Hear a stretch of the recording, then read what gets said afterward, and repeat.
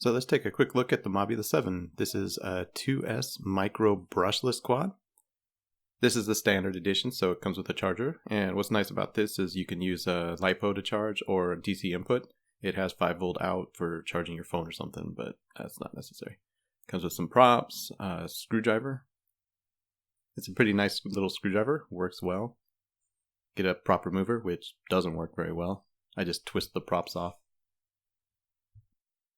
You get 4 batteries. They're 250 milliamp, high voltage, so you can charge them up to 4.35 volts. And here's the quad.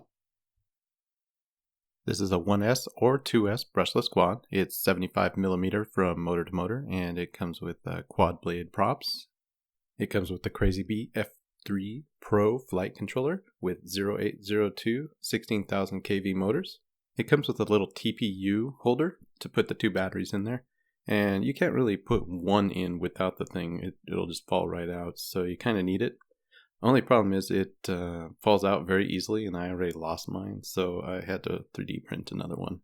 You can adjust the camera angle up to about 35 degrees, and you do need to remove the batteries to access the USB plug. Now, you don't need to remove the canopy to bind this thing, but I thought I'd open it up just to get a quick look inside.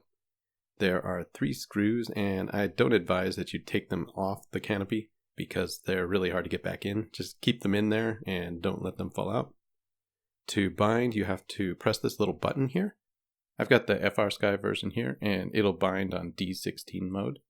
And what's kind of nice about this is you don't have to hold the bind button when you power up. So you could just plug the batteries in and wait for the flashing white light.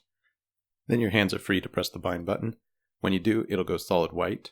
Then you just go to your radio and put it into bind mode. Once it's bound, the white light will start flashing again, and you should be all set.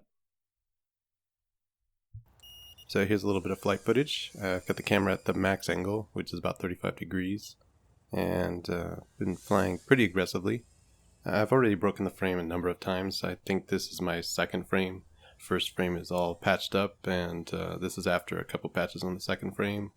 I broke the camera, so this is a replacement camera, and I've made several changes to the PIDs and the OSD and the features here. So this is not a stock flight, but it's a good example of how it flies after a bit of tinkering, a bit of work on it.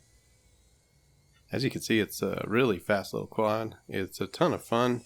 Only problem is it breaks just about every time you crash, so just don't crash. So I bought 3 replacement frames for this thing, and I kind of wish I'd bought more. I think 5 or 6 might have been better considering how often it breaks. But hopefully somebody comes up with a better frame. I'm going to wait and see if somebody releases something or somebody figures out what works better for this thing, because I'm kind of getting tired of gluing it together and replacing the parts. There's that Ishin trash can, which looks like it's got a little more durable frame.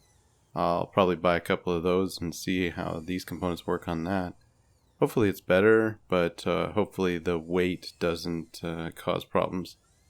This thing performs really well for the lightweight frame, but it's just such a fragile frame. Anyway, I hope you enjoyed the video, and don't forget to subscribe.